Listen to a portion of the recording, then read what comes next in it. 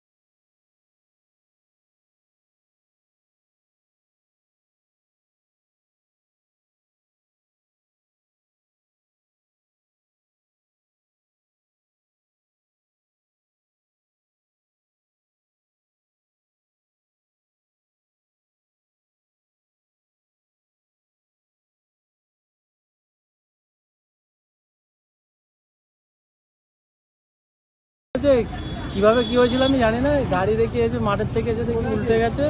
মাছ আমরা তুলাতুলি করলাম। কি গাড়ি ছিল এটা? এটা 407।